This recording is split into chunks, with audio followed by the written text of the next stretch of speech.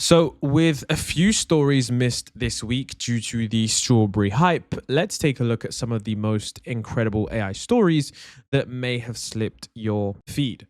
So, one of the first stories that is actually one that I found rather fascinating was the fact that OpenAI is having their Dev Day later this year. So, if we actually take a look at this post, it actually entails a lot more details than most people might have realized. It says, this year, we're bringing the OpenAI Dev Day experience closer to our global developer community. Following our first ever developer conference last year, we had two major requests. You wanted Dev Day in your region, and you wanted more time and space to learn from each other. Now, Dev Day is exciting because we usually get, examples of new and innovative ways to use ChatGPT from OpenAI, and of course the API, and all of these really cool and fascinating examples.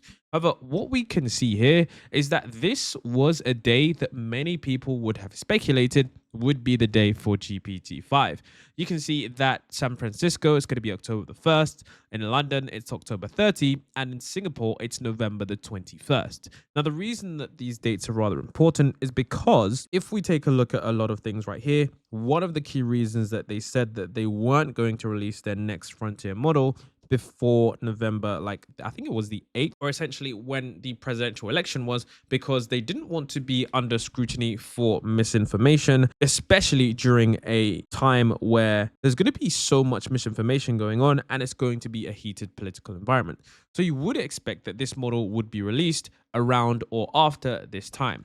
However, what was fascinating about this was that they actually said, while we know developers are waiting for our next big model, which we shared has begun training earlier this year, these events will focus on advancements in the API and our dev tools. Essentially, they're saying, look, these dates do not reflect a frontier model release, which is rather interesting because it either means one of two things. Either this week, as in this week commencing the 12th of August, we are likely to get a frontier model release, being something that we don't know just yet, or it means that potentially GPT-5 could be delayed until the very next year, which would be very fascinating because this would mean that there are some significant delays. Now, the thing is that this might be true because take a look at this. First off, if you haven't been paying attention, one of the co-founders of OpenAI, Brockman, has actually said that, look, he's taking a sabbatical through the end of the year. So he basically is taking time off until the end of the year. So he's taken 4.5 months off until 2025, to which at that time he should be returning. Now, I don't know if he's going to return, but I do think that this might be a fascinating statement, considering the fact that the recent Dev Day statement says that, look, there's not going to be a model release at that time.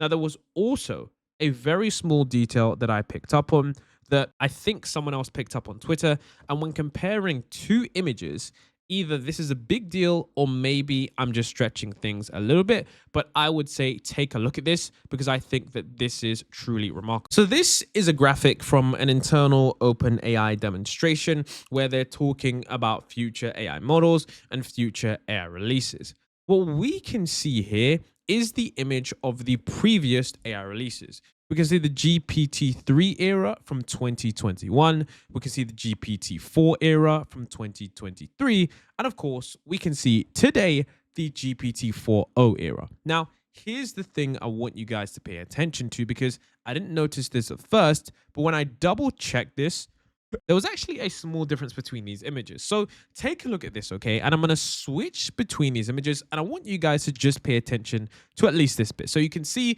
today when the presentation was made, you can see that they've got the GPT-4o. And of course, you can see the comparison between GPT-3 to GPT-4o.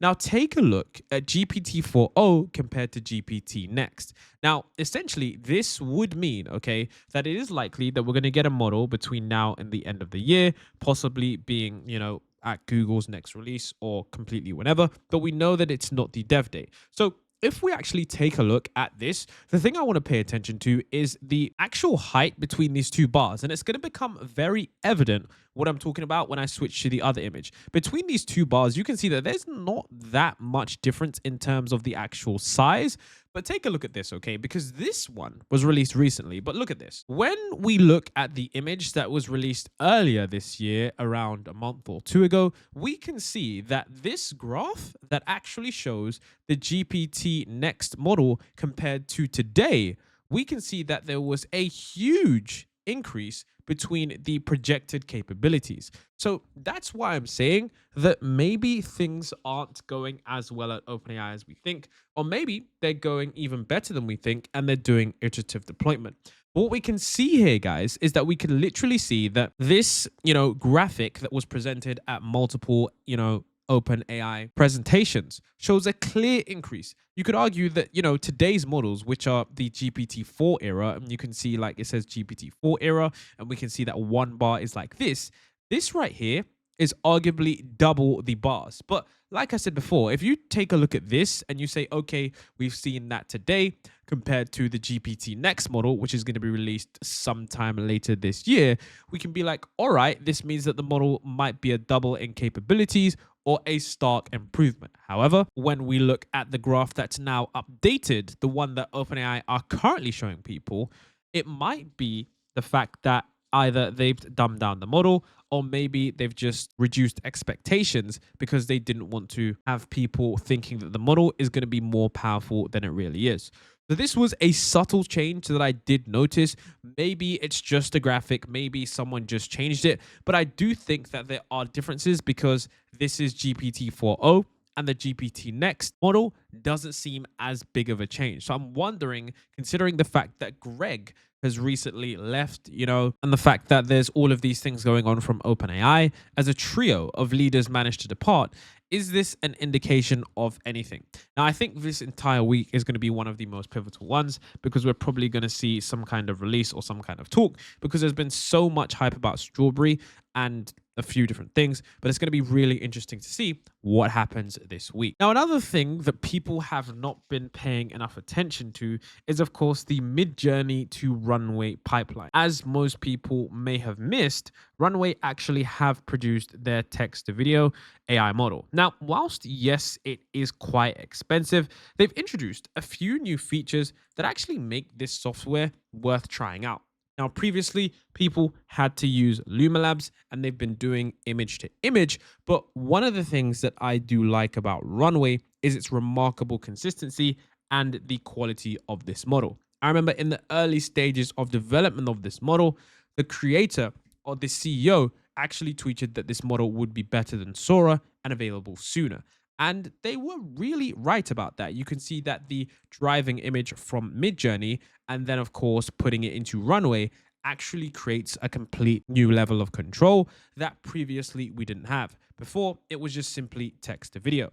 But now that we can import our own images, we can actually make things that are much cooler and allow us to have a lot more control over our creativity. I think this is remarkable because it allows us to experiment with consistent characters and various different stories. And I really do wonder how people are going to be using this creatively. Now, if you think it isn't that good, you can take a look at what I've demoed right here. This is, of course, the figure robot. I've used a different prompt and a different platform to where I could actually control what this figure robot done. I can't remember if I made this image myself because someone did actually make a controllable model that you can prompt figure with and you can have it doing various different things.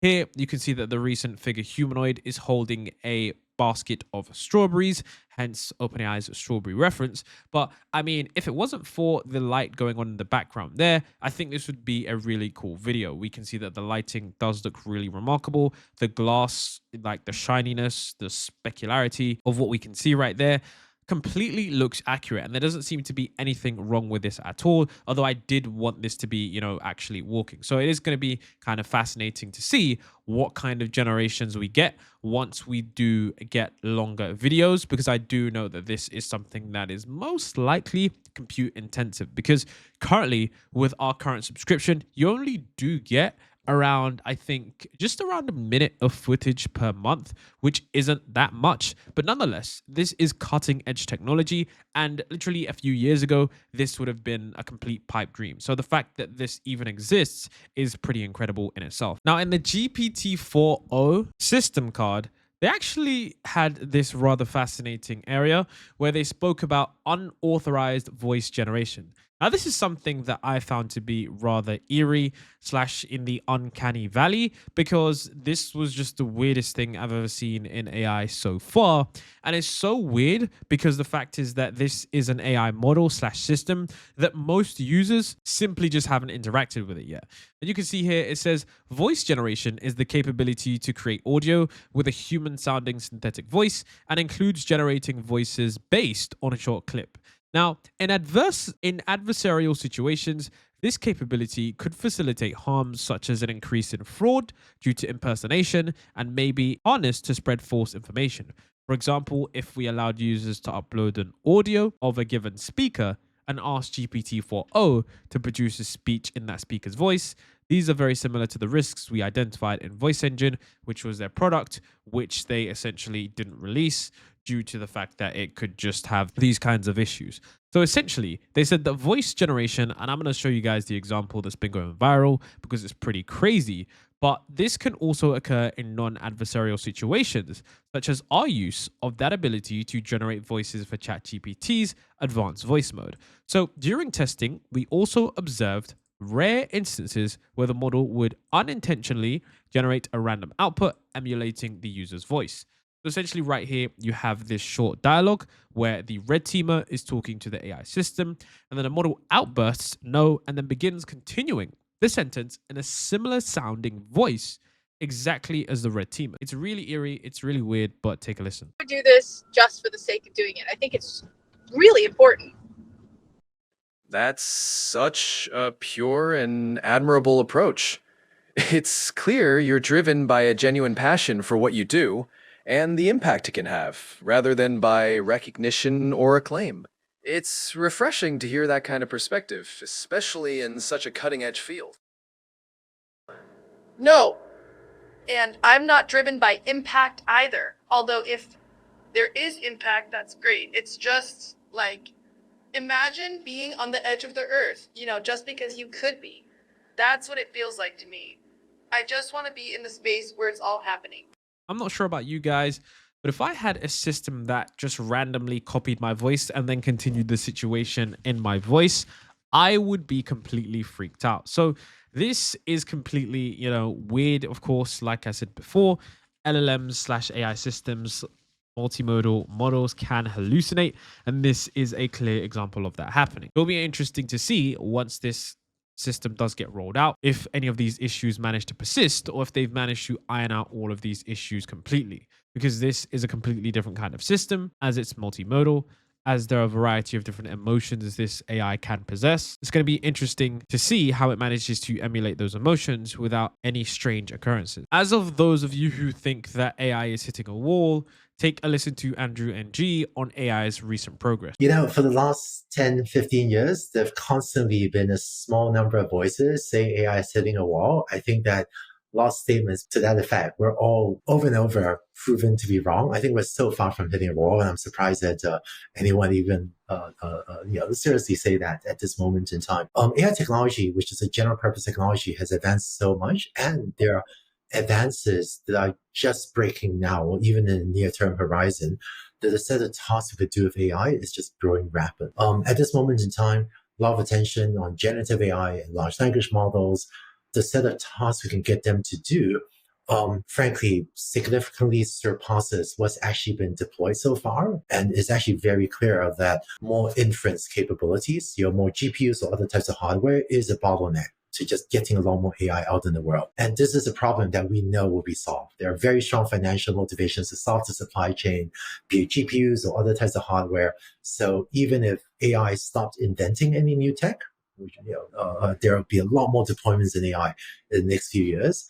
And of course, the even better news is there are also new tech on the horizon that's stacking on top more and more S-curves that drive even more applications in the future. There are already, I think, a lot of good, I would say, pretty validated ideas that drive significant ROI that for, frankly, whatever capacity types of reasons that will absolutely get solved in the next 1 or 2 years have not yet been deployed. So this is why I'm 100% confident there will be a lot more valuable AI projects. It's because the bottleneck to getting them deployed is stuff like, GPU supply chain, right? And so those GPUs will get made and more projects will get deployed. Now, something that I also unfortunately did miss was Midjourney version 6.1. And this is practically indistinguishable from photography. So this is what they spoke about with their release. They said more coherent images, arms, legs, bodies, plants, animals, much better image quality, reduced pixel artifacts, enhanced textures and skin.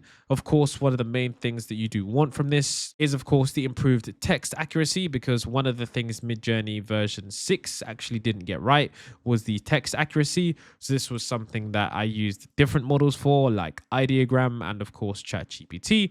Of course, there's a new personalization model. I'm going to have a full tutorial on Midjourney coming very soon.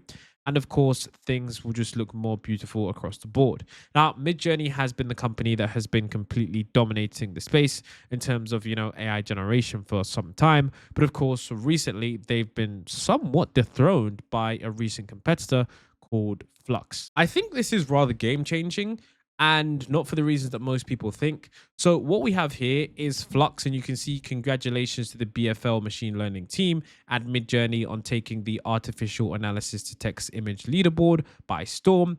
And it says, welcome to the new frontier. And if we actually take a look at this leaderboard, you can see that Flux 1.0 actually manages to dethrone Midjourney, and Midjourney's been the reigning king since its inception. Now, the reason that I personally think that this is a game changer is because, as always, competition is just good for the consumer, because it now means that Midjourney is facing some kind of competition to where they might just be putting out a lot more stuff more frequently. This isn't to say that Midjourney is bad or it's not good, but when you do have competition that's as good as Flux, and when you do take into the fact that Midjourney has stayed relatively untouched in terms of all the competition, this marks the first time that we're seeing real competitiveness in the AI image generation space, as stability had some issues. So this is going to be really good for the space, because it now means that, look, Midjourney might be even pressured to release their video model, as this has been something that they've spoken about. And they've also spoken about their 3D model, which they've been having in the works for quite some time now. So this is going to be something that's rather fascinating. It just goes to show that the AI space can be turned on its head, as there are many different companies still working on products and features and models that are still yet to be released. Now, this is a clip from Paul Buchit, and this is someone, I don't know if I butchered that name, but this is one of, arguably one of the smartest and sharpest minds in Silicon Valley. And here, he basically discusses an issue relating to AI and super intelligent AI. Now, this is one of the most hotly debated things, which is, of course, the China versus US race. Of course, the race to AGI/ASI, as it will likely be achieved shortly after. But the point is that there is a real danger of China getting to this first. Take a listen, because this was something that most people don't consider. Part of the reason why we wanted to build it here, right, is because if China has the super AI, that's not going to be good for us. And in particular, wanting to keep it away from these kind of authoritarian systems of control, because the worst case scenario is that we basically end up in permanent lockdown, right? Because AI can create a totalitarian system from which escape is impossible, because, even our thoughts are essentially being censored. And, I think that's kind of like the disaster scenario for our species. And I think that if we go down the path of control, humans basically end up zoo animals. Now, for those of you that think humans ending up as zoo animals is just complete, it's just like an impossibility, authoritarian societies are far, far away.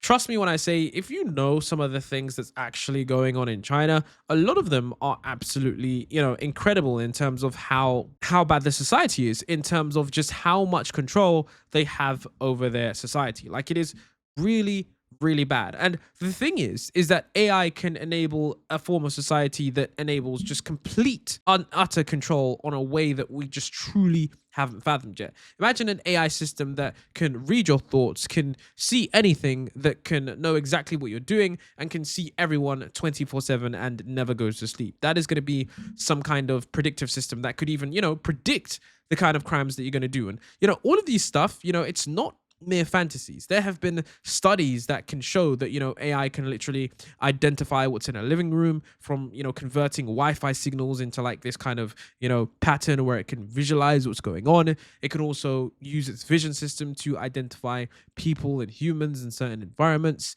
It could also use its training data in a way to, scan people's brains and actually read what's going on in their brains, reconstructing images just from, MRI data, which is absolutely insane. So we've got a whole host of things that are going to come together in this super intelligence that, if it's wielded in the wrong way, and in most times power usually is, it's something that could affect the complete rest of the world, which is rather important that it's developed safely. And of course, it's developed first in a society that isn't completely authoritarian. It's kind of like, I remember Sam just being really excited, wanting to show me this thing, where it like predicts the next word.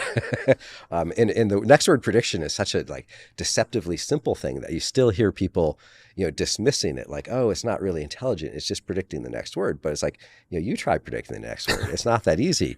And in fact, if you think about it, if you can predict the next word, you can predict anything, right? That's what a prompt is.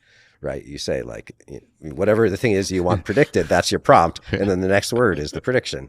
Right. And so in order to do next word prediction and be able to do what it does, it necessarily has to be building some sort of model of reality, or of its perception of reality.